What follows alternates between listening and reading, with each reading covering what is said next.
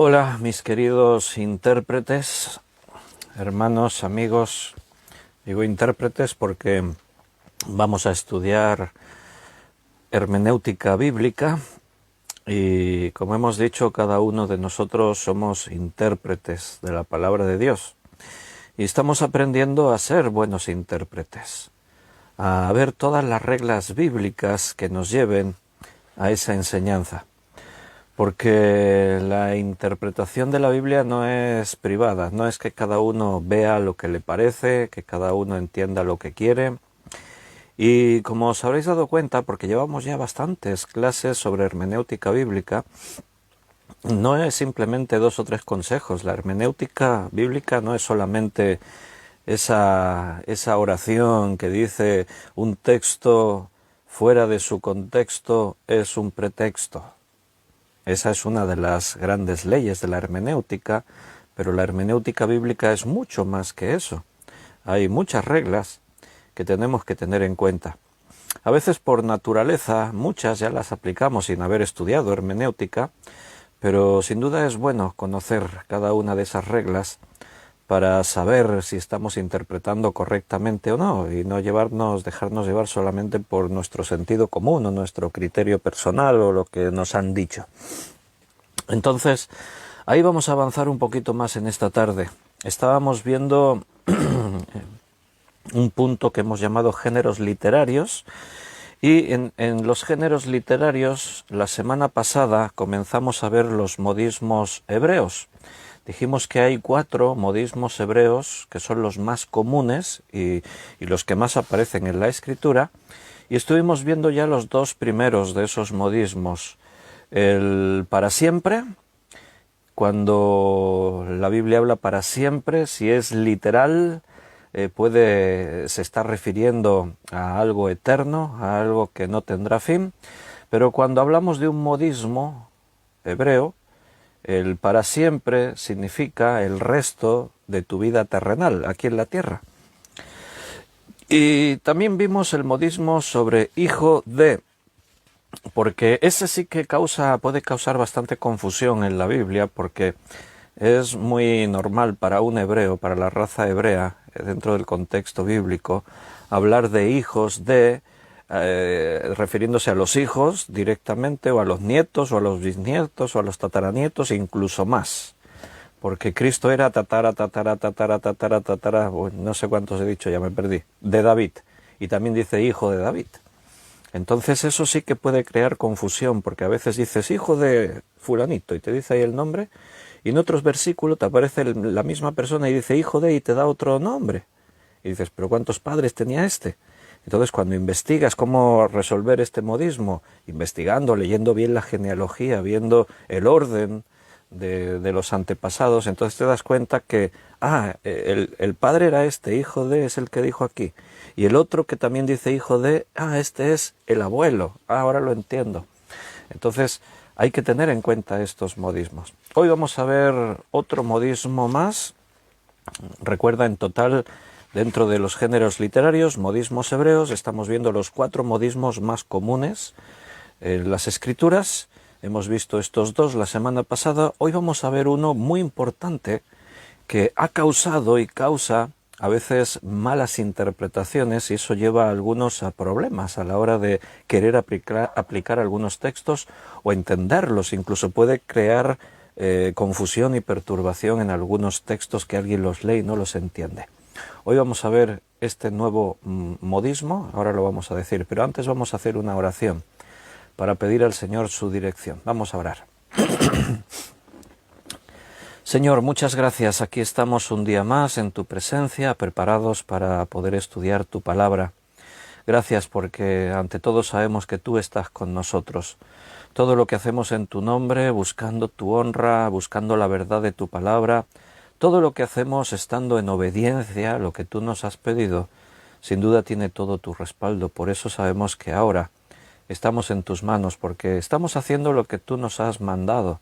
Tú nos dijiste que escudriñásemos la Escritura, que la tuviésemos siempre en nuestra boca, que la meditásemos siempre en nuestra mente y en nuestro corazón, que estuviésemos siempre persistiendo en esto. Y eso es lo que intentamos hacer Así que creemos, Señor, que tú estás ahí obrando en medio de nosotros. Muchas gracias por tu misericordia, por tu paciencia, tu bondad. Ayúdanos y guíanos en este estudio para que todo lo que digamos y hagamos esté más allá de nuestras capacidades humanas, mentales, de sabiduría de hombres, sino que estemos realmente en tus manos, controlados por ti, que el Espíritu Santo sea el Maestro, el que nos enseñe todas las cosas. Gracias por mis hermanos que van a escuchar este estudio. Bendícelos también, Señor, y quédate con ellos para que no les falte nada en lo material, pero sobre todo en lo espiritual. Te lo pedimos todo en el nombre de nuestro Señor Jesucristo. Amén. Bienvenidos a todos, queridos hermanos. Los que habéis escrito en el chat en directo ha sido Miriam. Buenas tardes, Miriam. Juan Bermudo. Buenas tardes, Yoli y Gaby. Buenas tardes. Buenas tardes, Ana Karina. Deseamos que todo esté por allá, por Ecuador, bien controlado el COVID y todas esas cosas. Juan Vázquez, buenas tardes. Juan, Ana Rita, bendiciones. Beatriz, buenas tardes. Paco, Rosario, buenas tardes. Bienvenidos. Nancy, paz y alegría para ti también. Bienvenidos a todos, me alegro mucho de volver a veros. Bien, retomamos. Estamos en géneros literarios, modismos hebreos, y vamos a ver 4 de los modismos más comunes. Hemos visto 2. El para siempre, que quiere decir cuando la Biblia dice para siempre, literal o en forma de modismo. También cuando se refiere a una persona en cuanto a su descendencia, siendo hijo de quién. Bueno, pues ahí también estuvimos viendo este modismo, y hoy vamos a ver el modismo hebreo que tiene que ver con lo absoluto o lo relativo. Y como os decía, este es uno de los modismos más importantes a considerar y tener en cuenta, porque ahí podríamos estar cometiendo errores importantes de interpretación, que de hecho ya ocurre. La Biblia es un libro absoluto. ¿Qué quiero decir con eso? Yo muchas veces empleo esa expresión. Digo que la palabra de Dios es la palabra absoluta de Dios. Quiere decir que en la Biblia las declaraciones que se hacen no son relativas, son absolutas. Una cosa relativa es, bueno, según el punto de vista, según lo entienda cada uno, pero la Biblia no nos lleva a las grandes doctrinas, no nos lleva en ese sentido a que cada uno entienda lo que quiera o que cada uno vea su propia verdad. No, hay una sola verdad en la Escritura y la tomas o la dejas, pero no la puedes manipular. Entonces, una declaración absoluta, la Biblia está llena de absolutos, también hay relativos en la Biblia, de ahí lo de los modismos que tienen que ver con lo absoluto o lo relativo. Las enseñanzas son absolutas, pero en la literatura, como género literario, también hay modismos que tienen que ver así con lo absoluto y lo relativo, y para llevarnos a un absoluto a veces se usa un relativo. ¿Cómo? Bueno, espera, dejadme que os lo vaya explicando poco a poco porque puede parecer algo confuso al principio, pero vamos por pasos, vamos a ir pasito a pasito. Si hablamos de absolutos, los vas a identificar rápidamente en la Escritura por palabras como todos, nadie, siempre, nunca, no, ninguno, etc. Estas palabras te están identificando que lo que se está diciendo es un absoluto, no se puede considerar de otra manera. Es tal cual te lo está diciendo la Biblia. Vamos a ver algún ejemplo. Siempre nos metemos en la Biblia para poder ver mediante ejemplos la teoría, y así tenemos doble bendición. Por un lado nos enriquecemos de la palabra de Dios, que es alimento para nosotros, y a la vez estamos aprendiendo estas leyes de la hermenéutica bíblica. Un ejemplo de un absoluto está en Romanos, capítulo 5, versículo 12. Romanos 5, 12. Por tanto, como el pecado entró en el mundo por un hombre, y por el pecado la muerte, así la muerte pasó a todos los hombres por cuanto todos pecaron. ¿Qué palabra aparece ahí que nos muestra que esto es un absoluto? Bueno, hemos dicho que palabras tales como todos, nadie, siempre, nunca, no, ninguno, etcétera. Y aquí, si te diste cuenta, la palabra todos aparece 2 veces. O sea que esa palabra todos te está mostrando que aquí se está enseñando algo absoluto. Por tanto, como el pecado entró en el mundo por un hombre, y por el pecado la muerte, así la muerte pasó a todos los hombres. ¿A cuántos hombres pasó el pecado? A algunos, no, a todos. Pero eso quiere decir entonces que todos los hombres que han vivido en la tierra desde Adán, todos han pecado. ¿Todos? Eso es un absoluto. Y la consecuencia, por cuanto todos pecaron, o sea, la muerte pasó a todos los hombres por cuanto todos pecaron. La consecuencia, que todos morirán. La muerte pasó a todos los hombres. Todos han pecado, todos morirán. Esto es un absoluto, no es relativo. O sea, aquí no hay nada que interpretar. Sí, ahí dice que todos los hombres pecaron y que todos los hombres morirán, pero quiere decir que... No, no quiere decir nada que no diga ahí. Ahí lo dijo, es absoluto. Otro ejemplo de un absoluto en la Escritura. Hechos 4:12. Estos absolutos no dejan margen de interpretación. Bueno, es que la Biblia dice eso, pero quería decir otra cosa. No, quien piensa así evidentemente no quiere escuchar la verdad de la Escritura, tiene su propia intención y nunca va a venir a entender lo que Dios nos quiere decir. En Hechos 4, versículo 12, dice: y en ningún otro hay salvación, porque no hay otro nombre bajo el cielo dado a los hombres en que podamos ser salvos. Bien, ¿cuál palabra nos está mostrando aquí que esto es un absoluto? La palabra ningún. En ningún otro hay salvación, porque no hay otro nombre. No es otra palabra que nos lleva a mostrar un absoluto. Aquí tenemos estas dos. En ningún otro hay salvación, porque no hay otro nombre bajo el cielo dado a los hombres en que podamos ser salvos. ¿De qué nombre está hablando? Versículo anterior, Jesús. Es la piedra reprobada por vosotros los edificadores, la cual ha venido a ser cabeza del ángulo, y en ningún otro.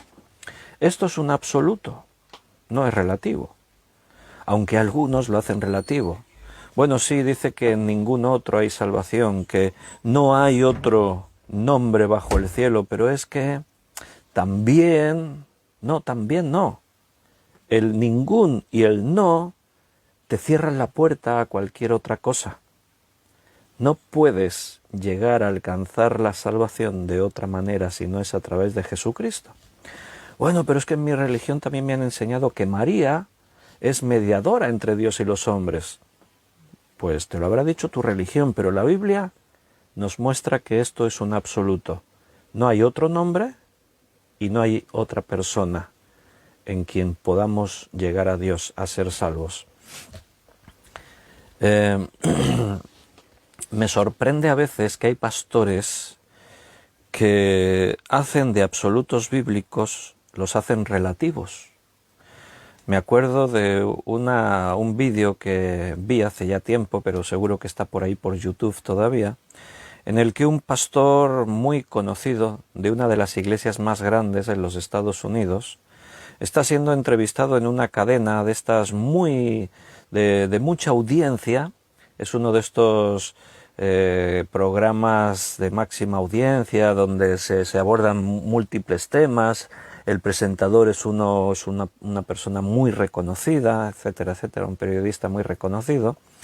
Y entonces están entrevistando a este pastor evangélico, muy bien vestido, con muy buenas formas, con un lenguaje muy apropiado, y pastor de una de las iglesias más grandes de Estados Unidos. Es una iglesia que tiene pues como 50.000 miembros. Entonces está el presentador hablando con él, y el presentador, porque los presentadores del mundo van a hacer eso con los cristianos, siempre nos van a buscar pues comprometernos con lo que digamos. ¿O no te acuerdas lo que pasaba con Jesús cuando los líderes religiosos venían a hacerle preguntas? No buscaban respuestas, Venían a intentar a ver si le podemos atrapar en alguna declaración que le acusemos. Entonces el presentador va ahí guiando la entrevista y le dice en un momento dado: tenemos entendido que los cristianos, más o menos, estoy recordando, si queréis ver el vídeo está por ahí por YouTube. No es un secreto, está por YouTube, es el pastor Joel Osteen. Entonces el presentador le dice: tenemos entendido que vosotros los cristianos decís que tenéis la exclusiva de la salvación, que solamente los que son cristianos, creen en Cristo, se salvarán, los demás se condenarán todos. ¿Es esto cierto? ¡Wow! Y de pronto ahí el pastor Osteen, ¿qué hubiese respondido tú en lugar de este pastor? Si te hacen a ti esta pregunta en un programa de máxima audiencia, sabes que hay millones de personas escuchándote, tu respuesta puede tener una trascendencia importante. ¿Qué responderías tú? Yo tengo claro lo que yo respondería, claro. ¿Pero qué respondió él? Pues dijo algo así como: bueno, dice el nombre del presentador, como tú sabes, mi papá ya fue pastor y era misionero, y estuvo muchos años de misionero en la India. Cuando yo pasé todos esos años en la India, yo observé una cosa: la fe de los hindúes. Ellos viven su religión apasionadamente. Y yo vi cómo creen en sus propias enseñanzas, y yo vi cómo viven esa fe y se entregan totalmente a esa fe. Y entonces yo entendí, yo aprendí que la fe que ellos tienen es una fe sincera, y esa fe les acerca a Dios. Algo así, más o menos fue lo que dijo. O sea, estaba diciendo que si tu fe es sincera, aunque creas en una imagen de un Buda, o en una imagen de la diosa no sé qué, o creas que tu abuelita se reencarnó en la vaca, en una rata, y las vacas son sagradas, y no sé qué, y no sé cuántos, aunque creas todas esas cosas, que incluso parecen bastante incoherentes y sin sentido aún en la lógica humana, aunque tú creas en todo eso, si es sincera tu fe, te salvas igualmente. Creas en lo que, aunque creas en un absurdo, pero si crees sinceramente, te salvas. Eso es lo que vino a decir este pastor. Vaya, yo cuando vi el vídeo me quedé anonadado, asombradísimo. Dije, vaya, ante tamaña oportunidad de dar testimonio de Jesús, y va y salta con eso. Sin duda, no sé lo que pensará de verdad en su corazón, pero sin duda lo que quería era quedar bien con todos los que estaban escuchando, con los verdaderos creyentes que aman la Escritura. Ya te digo que no quedó bien. No sé los miembros de su iglesia lo que pensarán, pero una metida de pata impresionante. La cuestión será que cree él, no sé. Eso ya le pertenece a él, entre él y el Señor. Pero incluso él no se da cuenta que está menospreciando incluso a su propio padre, que él acaba de mencionar. Mi padre fue misionero en la India muchos años. Pregunta, ¿para qué se fue de misionero a la India tantos años? Si da igual, si los hindúes ya creían en sus cosas y esa fe es sincera, ya se van a salvar de todas formas. ¿Para qué ir? ¿Para qué sacrificarte? Renunciar a tus comodidades en los Estados Unidos. ¿Para qué arrastrar a toda tu familia a peligros, a situaciones de escasez, de problemas, para venir a predicar a Jesucristo a los millones de hindúes? Si total, nos lo podíamos haber ahorrado, porque si la fe de ellos es sincera, es como decir, yo creo en esta piedra, pero mi fe es totalmente sincera. Ah, pues te salvas, porque como que crees sinceramente. ¿Qué hubiese respondido yo? ¿Qué responderías tú, hermano? Bueno, pues te acaban de brindar una oportunidad para que des testimonio de la verdad. Y la verdad es, bueno, vendrías a decir algo así como, bueno, no es que los cristianos tengamos la exclusiva. Yo no puedo decir yo soy la verdad. Cristo es el único que dijo esa afirmación, yo soy la verdad. Él dijo el camino, la verdad y la vida, y añadió, y nadie va al Padre si no es por mí. Eso lo dijo Jesucristo, la persona más influyente en la historia de la humanidad, la persona más especial en toda esa historia, la persona que no solo habló, sino que demostró con hechos grandiosos y prodigiosos, y además de eso, comenzó algo que ha trastornado y ha cambiado todo este mundo, el cristianismo. Jesucristo dijo de sí mismo, los apóstoles dijeron de sí mismo, y ahí pues el tiempo que me permitieran, ¿no? Pues explicarías. Porque sí es cierto, la Biblia lo dice, lo asegura y lo asevera, y podría haber citado versículos como este, Hechos 4:12, en ningún otro hay salvación. Esto es un absoluto, hermano, no es relativo. Bueno, sí, la Biblia dice que en ningún otro hay salvación y que no hay otro nombre bajo el cielo dado a los hombres en que podamos ser salvos, pero bueno, si tú crees en otra cosa y lo crees sinceramente, te salvas también. Estás haciendo de un absoluto bíblico algo relativo y eso no se puede. Otra cosa es que al oyente le guste escuchar eso o no. Eso es otro tema. Otra cosa es que quien lo escucha lo quiera recibir o lo rechace. Ese es otro tema. Pero la Biblia no intenta contentar a todos los hombres por igual. En ningún lugar de la Biblia vas a encontrar que Dios te ofrezca que creas como quieras, que hagas las cosas como quieras, incluso después de creer, sírveme como a ti te apetezca. No, la Biblia en ese sentido está llena de absolutos. ¿Queréis otro ejemplo de otro absoluto bíblico? Está en Primera de Tesalonicenses, capítulo 4, versículo 17, que creo que lo estábamos viendo el otro día al hablar del modismo que tiene que ver con el para siempre. Aquí es literal, no es un modismo, lo vimos la semana pasada en Primera de Tesalonicenses 4, 17. Luego nosotros, los que vivimos, los que hayamos quedado, seremos arrebatados juntamente con ellos en las nubes para recibir al Señor en el aire, y así estaremos siempre con el Señor. Eso es un absoluto. ¿Cuánto tiempo estaremos con el Señor? ¿1000 años? ¿1000 siglos? No, siempre. Quiere decir en ese contexto toda la eternidad, sin fin, siempre. Eso es un absoluto, no es relativo. Bueno, ¿y si pasa algo en la eternidad que Dios tiene todo el conocimiento? Dios lo sabe todo, tiene todo el poder. No hay nada por encima de Dios. Dios, por lo tanto, es el único que tiene la autoridad para dejarnos estos absolutos. Si Él lo dice, ten por seguro que esto es así. Pero siempre, siempre, siempre, siempre. Eso es lo que quiere decir un absoluto, que no tiene libre interpretación, que no es relativo, es absoluto. Bien, recuerda que no estamos analizando lo absoluto o lo relativo. No, vamos al modismo, que nos va a llevar a un absoluto, pero hablándonos y jugando en un juego de palabras entre lo absoluto y lo relativo para llevarnos a otra enseñanza. Eso es lo absoluto. Palabras como todo, siempre, nadie, nunca, no, ninguno. Y lo relativo, también la Biblia nos habla de cosas relativas, como tú las vas a encontrar y se identifican cuando aparecen palabras como más que o más de, o cuando dice la Biblia otra posibilidad, o cuando aparecen las palabras comparaciones, grados, niveles. Esas palabras nos llevan a plantear que lo que se nos está enseñando sería relativo a, según el contexto del pasaje en el que se está enseñando, ahí se tiene que ver.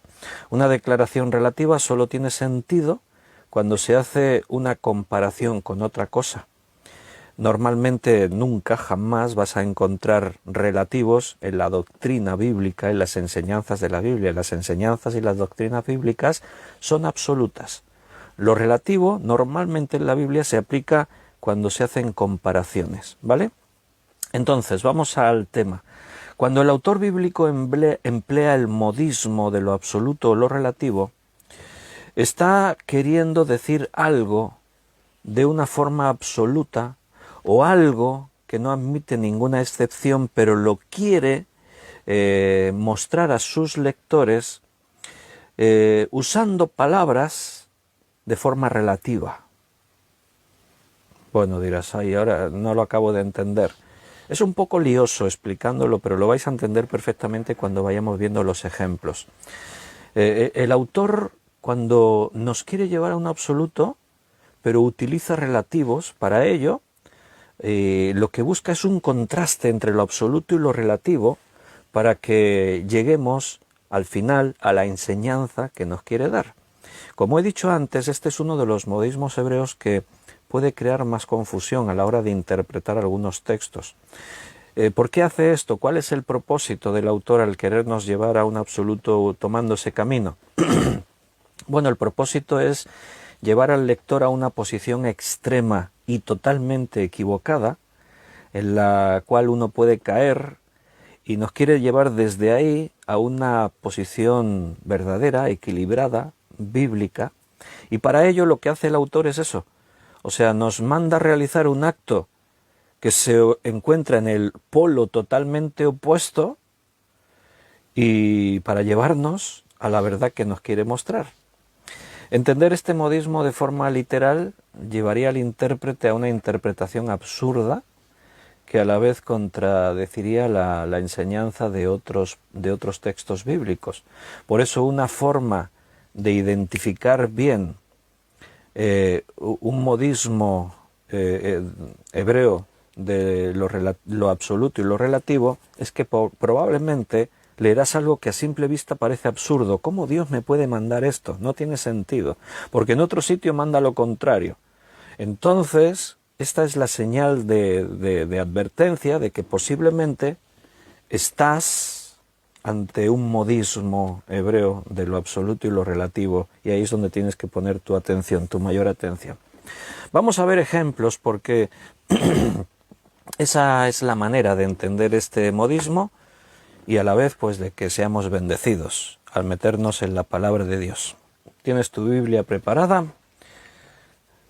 Pues atentos, y si tomáis notas también, porque igual también os voy haciendo alguna pregunta, si algunos quieren contestar de forma rápida, pues ahí estáis preparados. Bienvenidos a los que se incorporaron luego, y algunos escribieron, como Luz Bañuelas, que saludó, y también Rico, que saludó por ahí. Bendiciones a todos. Lucas 14, vámonos a Lucas 14 para ver ejemplos de modismos hebreos de lo absoluto y lo relativo y entender estos textos desde esa perspectiva. Lucas 14.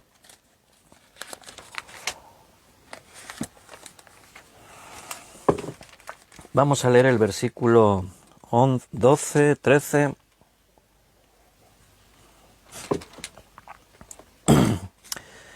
Dijo también al que le había convidado. O sea, Jesús ha sido invitado por, si miras el contexto, dice que uno de los intérpretes de la ley,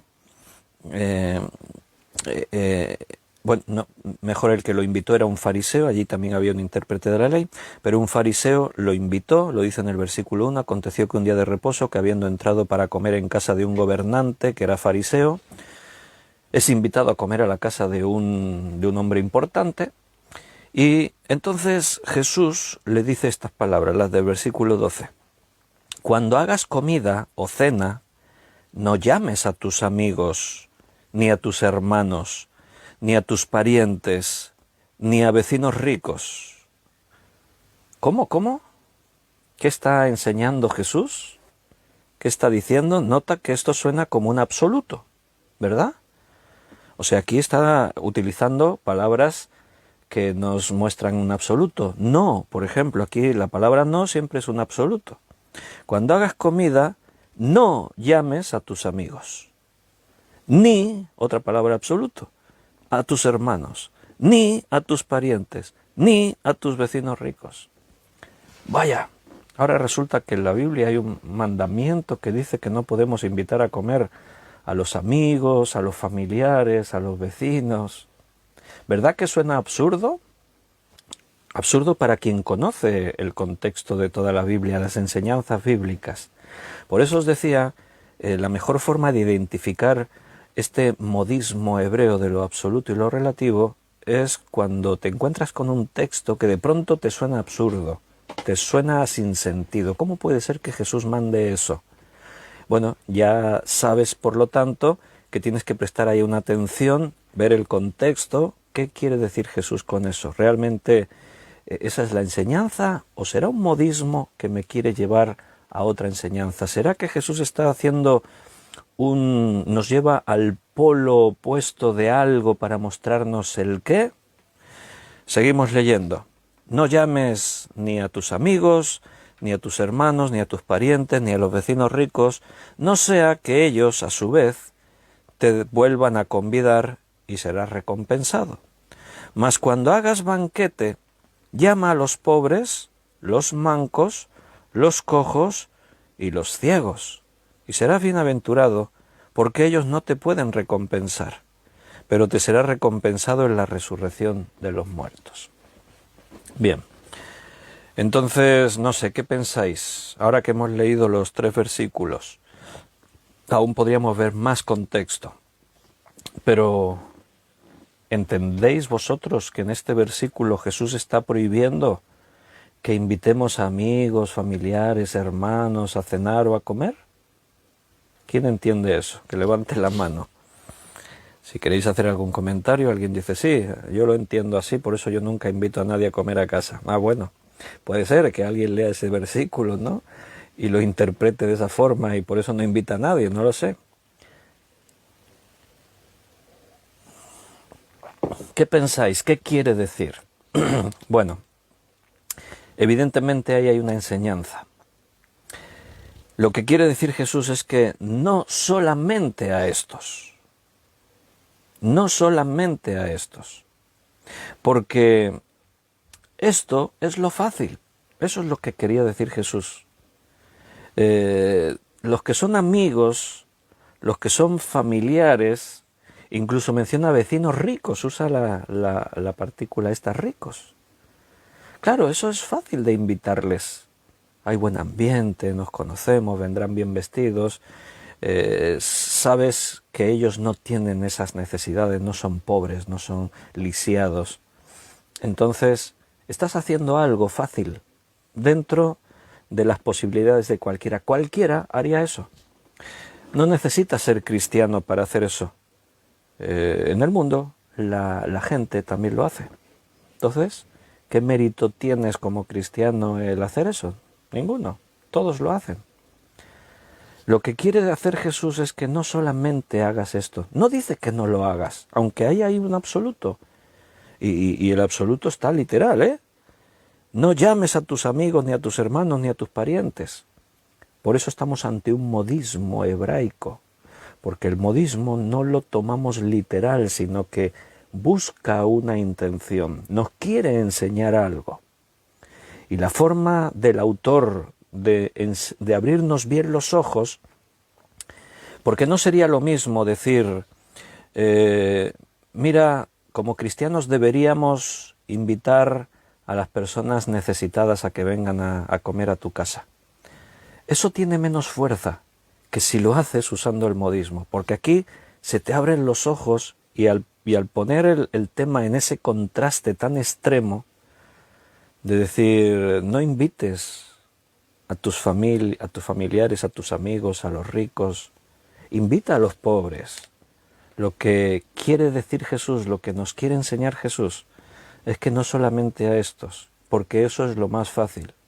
Ellos te pueden devolver el favor, llega a decir Jesús, sino también a los que tienen necesidad, a los pobres. Esas comidas con tus amigos, familiares y ricos son para disfrutar de la buena compañía, para charlar. No se organizan esas comidas para saciar el hambre, aunque también, ¿no? Pero los pobres sí que tienen la necesidad de llenar su barriga de comida. Invita a estos también, no solo a los otros. ¿Se entiende así esta enseñanza? ¿Verdad que sí?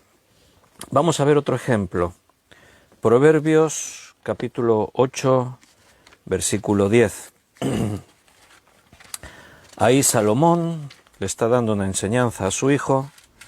Vamos a ver qué enseñanza le da, si nosotros la podemos aplicar también. Dice Salomón, recibid mi enseñanza y no plata. Recibid ciencia antes que el oro escogido. nuevamente aquí, este quizás no es tan impactante, pero también te está enseñando un absoluto. Te está diciendo, recibe enseñanza, pero no recibas plata. Recibe ciencia, pero no recibas oro. Le estaba diciendo Salomón a su hijo, nos está dando Salomón un consejo de decir, no aceptes lo material, no aceptes dinero, pero es que si yo trabajo en una empresa, trabajo para que me den dinero. No, mira lo que dijo Salomón. No aceptes plata, no aceptes oro, solamente sabiduría y ciencia. Si tú te vas a trabajar 8 horas a una empresa, le dices al jefe, a partir de ahora no quiero dinero, quiero que me des sabiduría y me des ciencia, o sea, dame clases de algo, enséñame. ¿Verdad que esto suena absurdo? Y más de dónde viene, de Salomón. Porque si alguien tuvo oro y tuvo plata fue Salomón, sin duda. Tenía el reino en su momento más esplendoroso que se había conocido jamás. Entonces, ¿qué quiere decir aquí esta palabra? En diferentes versiones lo puedes leer de diferentes formas. Quizás otras versiones es más absoluta, ¿no? Por ejemplo, otra versión dice, elijan mi instrucción en lugar de la plata y el conocimiento antes que el oro. Bueno, no quiere decir que no aceptes el valor del dinero, de las cosas materiales. No quiere decir eso. ¿Qué entiende entonces el lector al leer esto? Que a partir de entonces rechazará todo lo que tenga que ver con el valor material, el dinero, la plata, etcétera. ¿Qué entiende el lector con esta enseñanza? Bueno, que el conocimiento y los consejos son más importantes que el dinero, que el oro y que la plata. Eso es lo que buscaba el autor de este texto. No llevarnos al absoluto de decir hay que rechazar. Alguno puede tomar estos textos y decir, pues, por eso me fui de ermitaño a la montaña y vivo en extrema pobreza, he hecho voto de pobreza, porque ahí la palabra de Dios decía en este versículo, bueno, interprétalo si quieres así literal, pero los modismos no se pueden interpretar literales. El modismo hebraico en relación a lo absoluto y lo relativo te quiere llevar a una enseñanza central utilizando los polos opuestos, utilizando los extremos de lo relativo y lo absoluto para llevarte a contemplar una nueva enseñanza. Eso es lo que hace. A ver qué dice por aquí Juan Vázquez, porque en realidad busca una recompensa. Los que son de su misma condición le pueden invitar, pero los otros no pueden hacerlo porque no tienen recursos. Bien, eso es lo que decíamos. Muy bien, en relación al ejemplo anterior de Lucas 14. Perfecto. Vemos otro ejemplo, porque esto, os digo, hoy nos vamos a detener en este modismo, no pasaremos al siguiente. El siguiente que veremos el próximo día es el modismo del tiempo, pero este es muy importante, por eso nos vamos a detener toda la clase en este modismo de lo absoluto y lo relativo, porque quizás algunos de estos pasajes, como hemos leído, bueno, el lector lo lee y lo entiende bien, pero hay pasajes en la Biblia que se toman literales. Quizás después veremos un ejemplo que ha llevado a algunos a tomarlo literal sin tener en cuenta que es un modismo, y eso provoca errores en la práctica de las escrituras en la vida. Otro ejemplo, vámonos al profeta Jeremías. Este es muy notable, ya vais a ver. Jeremías 7.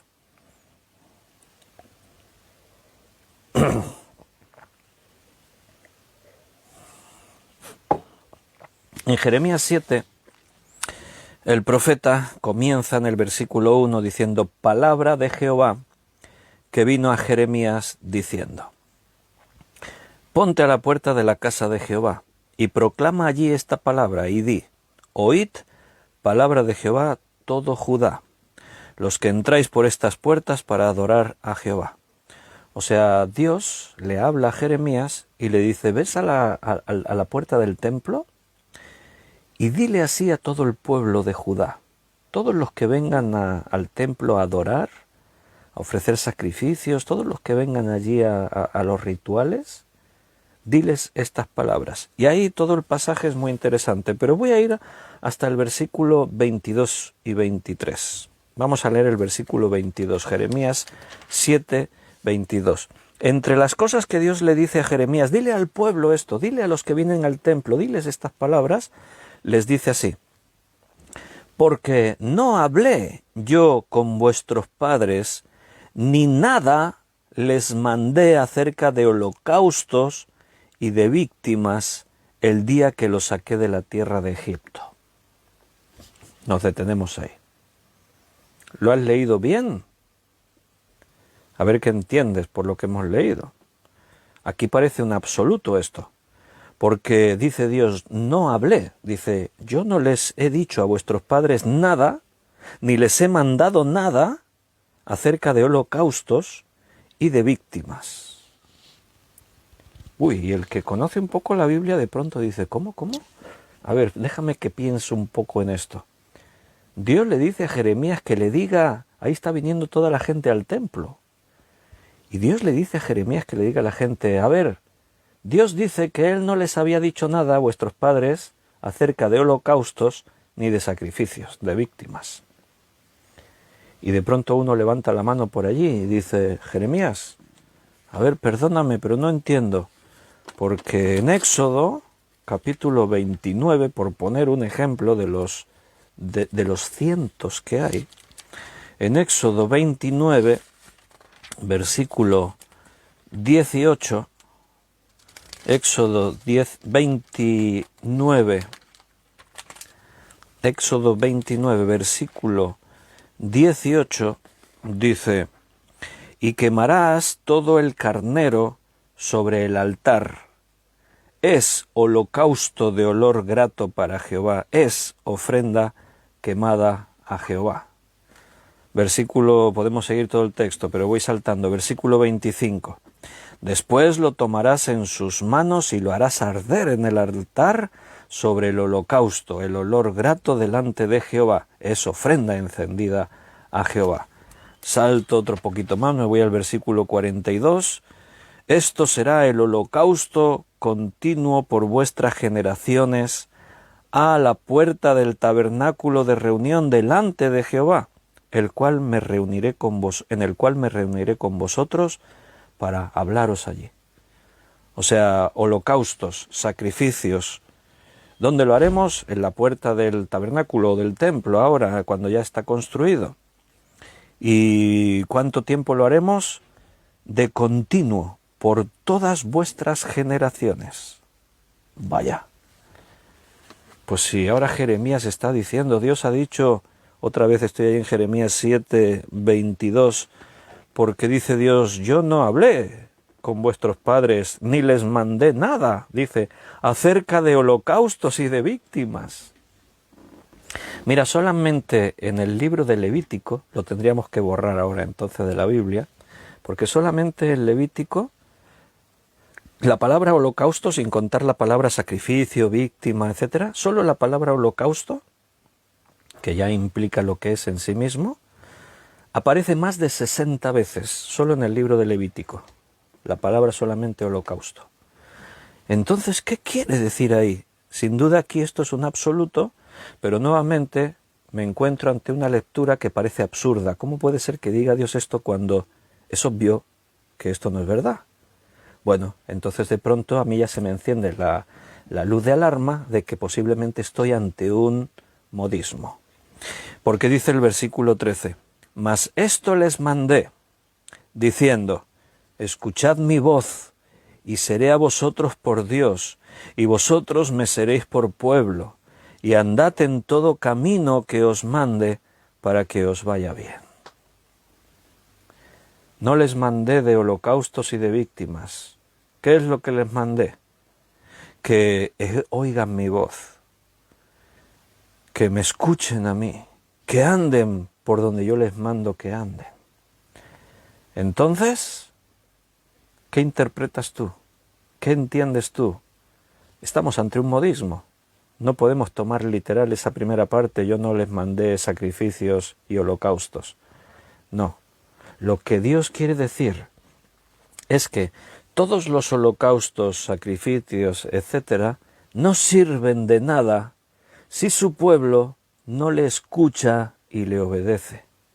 Si su corazón está lejos del corazón de Dios, No sirve de nada todo lo otro, todo se convierte en religiosidad, en rituales vanos, absurdos.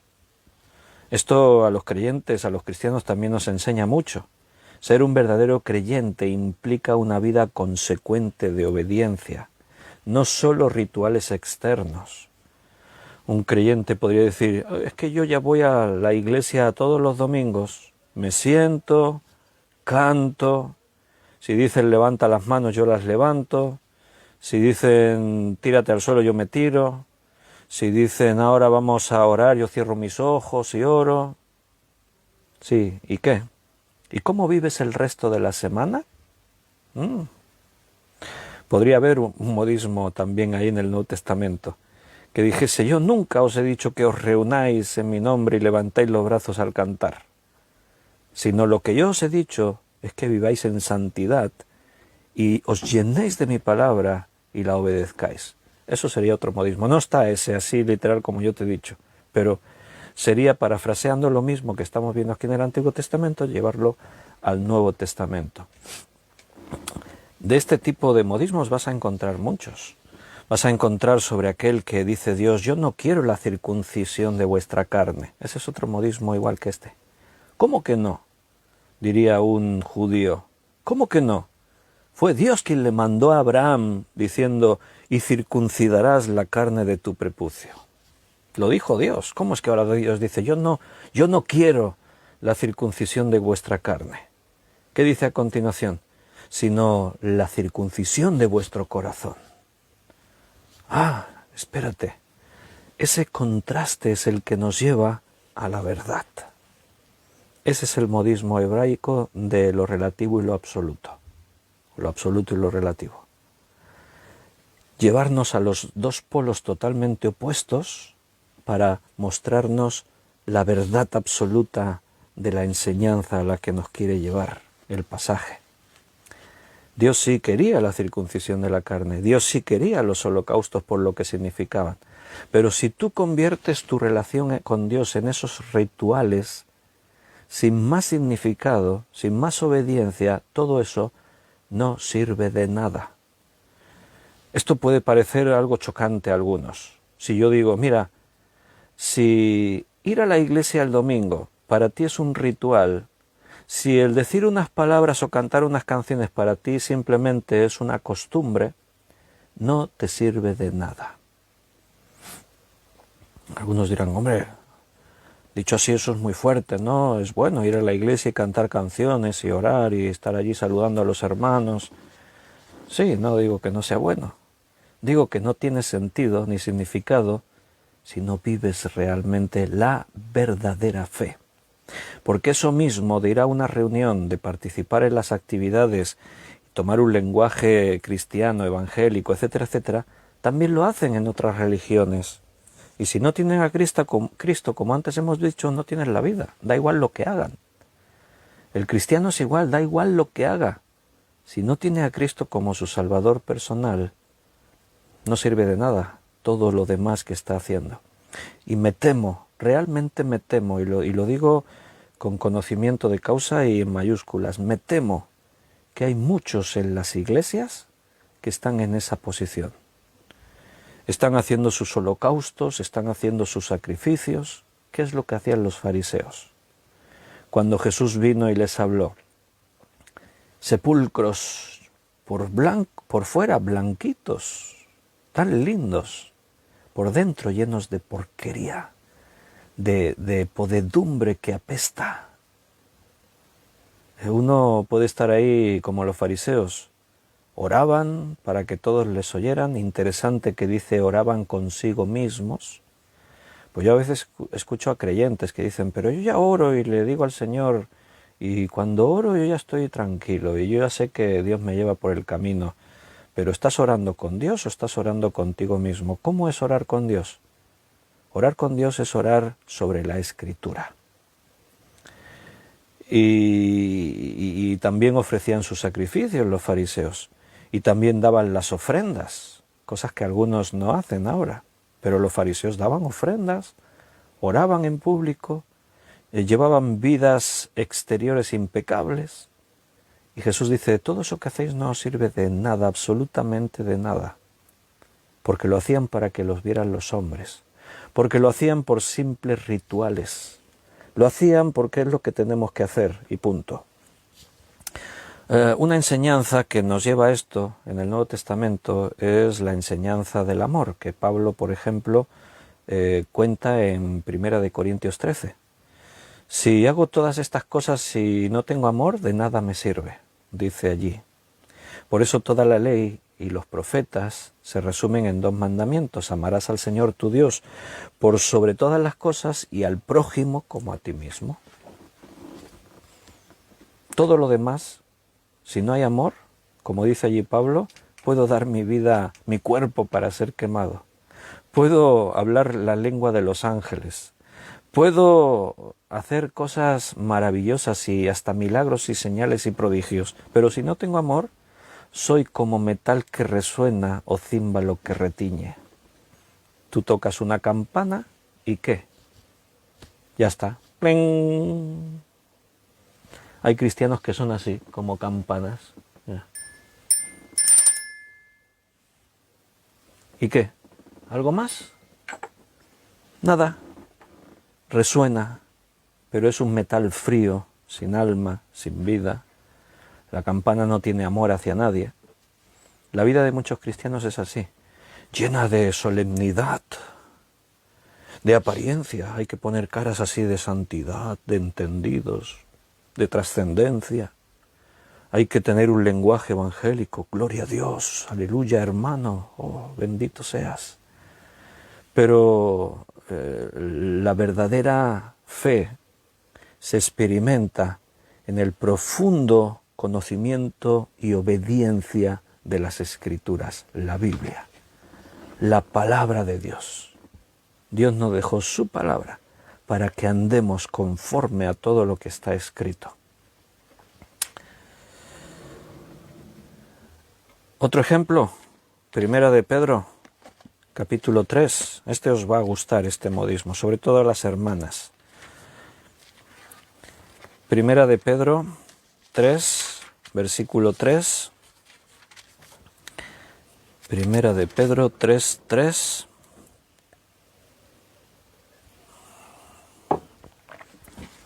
Vuestro atavío no sea el externo, de peinados ostentosos, de adornos de oro o de vestidos lujosos.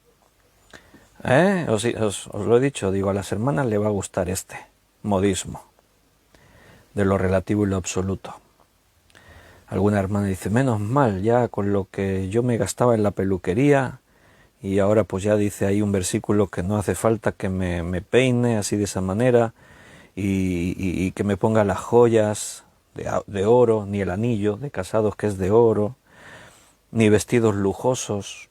Ya no cal que me compre vestidos ahí. Bueno, ¿qué quiere decir el texto? ¿Qué quería decir Pedro? Que las mujeres creyentes no tienen que arreglarse, no tienen que peinarse, que adornarse, que vestirse bien. Eso es lo que quiere decir entonces ahí el apóstol Pedro, la palabra de Dios. Bueno, vamos a leer el versículo siguiente. Vuelvo a leer el 3 y el 4 ahora. Vuestro atavío no sea el externo, de peinados ostentosos, de adornos de oro o de vestidos lujosos, sino el interno, el del corazón, en el incorruptible ornato de un espíritu afable y apacible, que es la grande estima delante del Señor.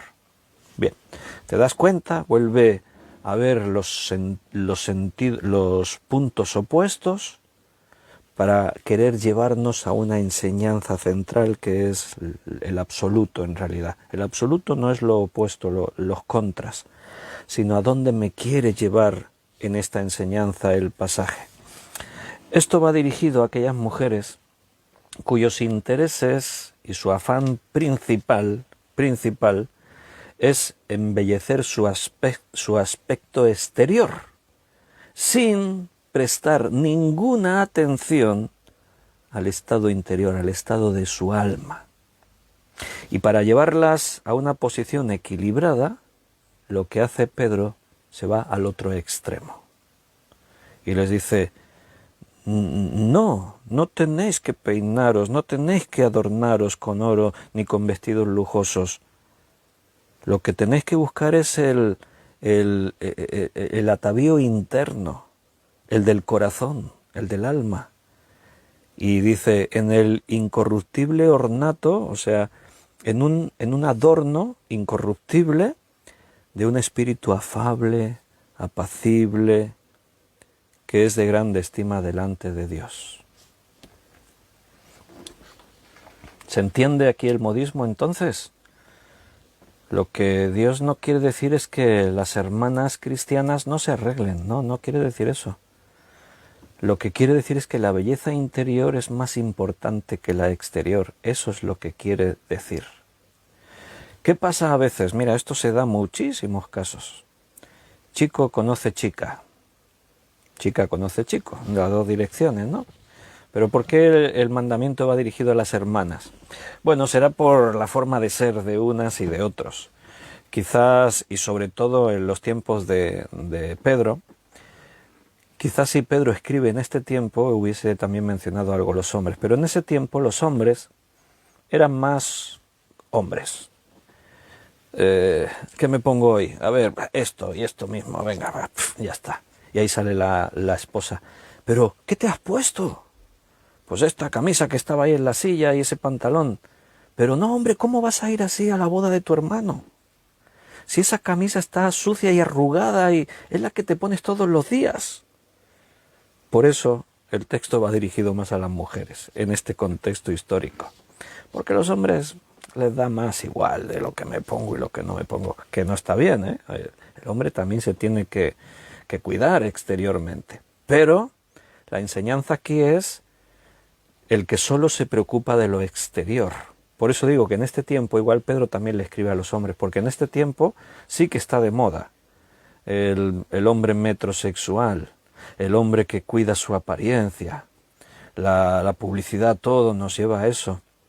El hombre de cuerpo de gimnasio, de ropa de marca, del perfume y el desodorante que se anuncia por televisión, que te lleva al éxito, etcétera, etcétera.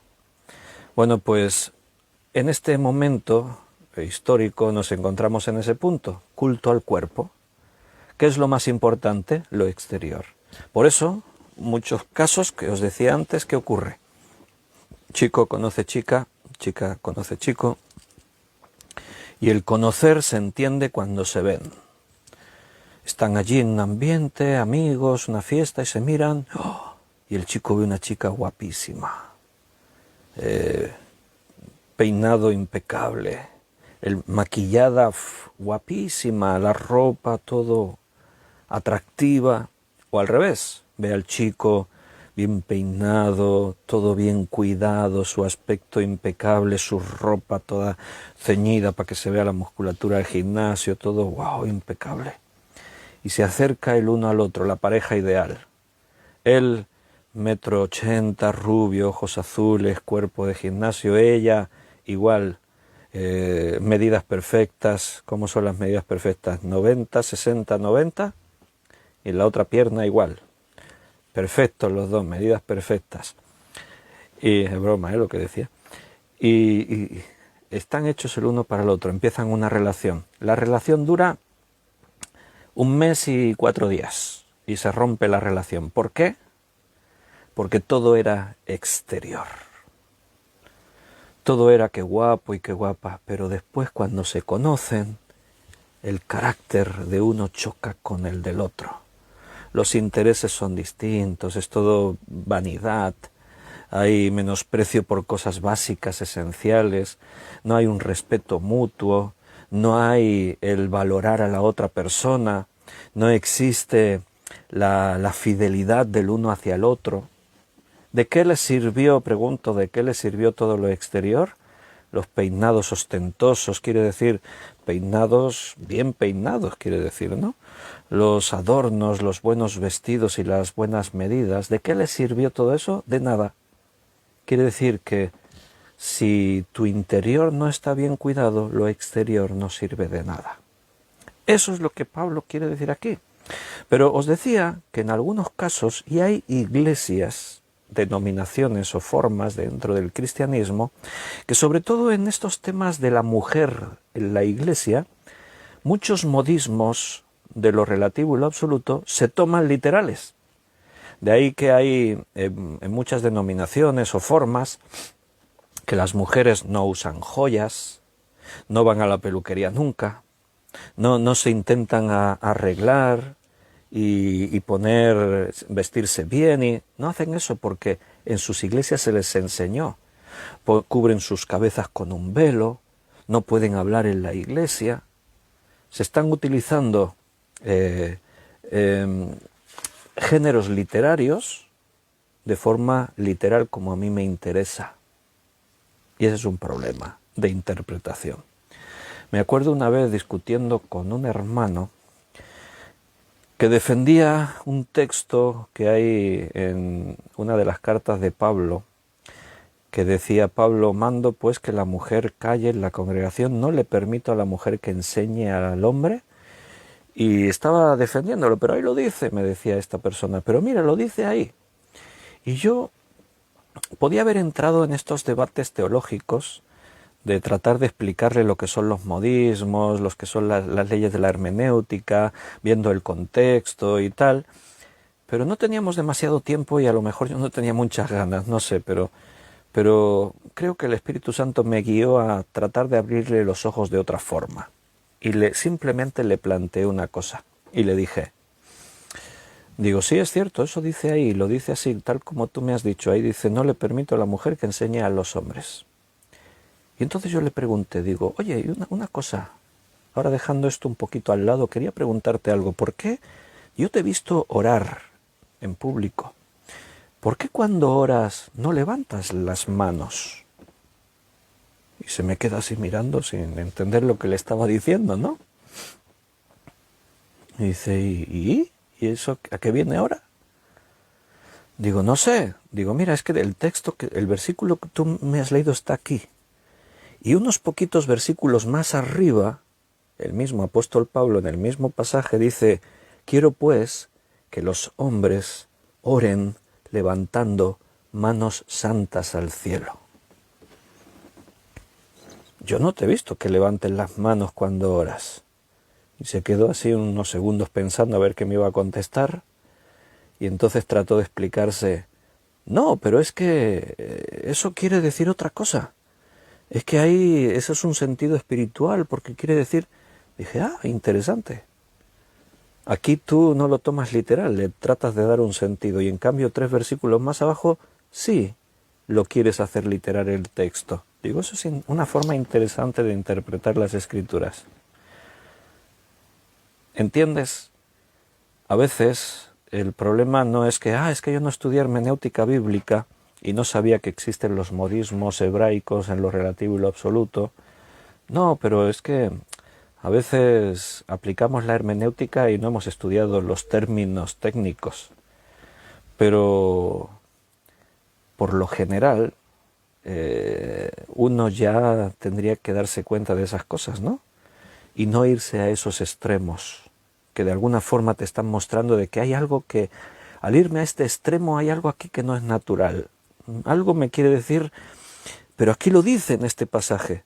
Bueno, ahí está el trabajo de estudiar, de investigar, y si tú no llegas, pues escucha a un maestro y escudriña las Escrituras, ¿verdad?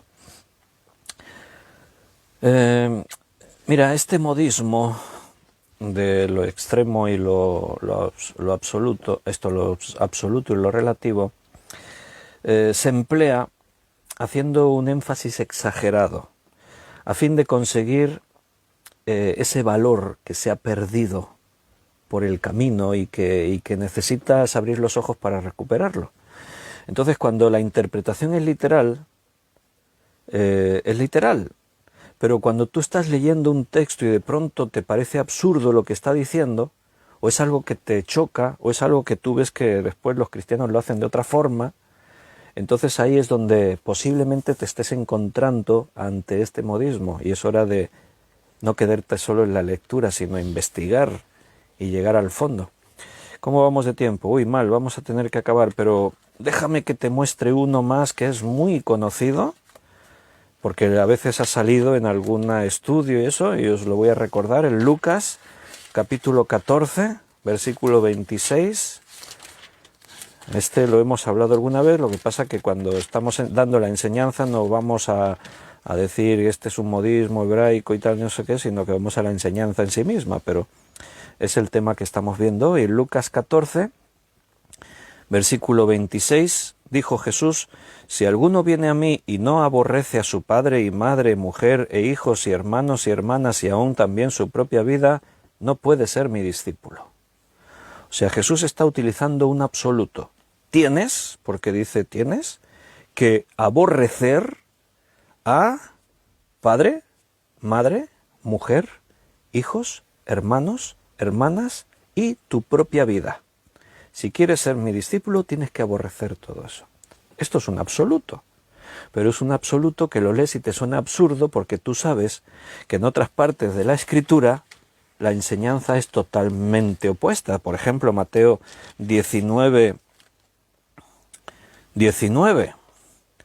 Jesús hablando con aquel joven que le preguntó ¿qué mandamientos tengo que guardar? Y Jesús le dijo algunos mandamientos y le dijo estos: honra a tu padre y a tu madre y amarás al prójimo como a ti mismo.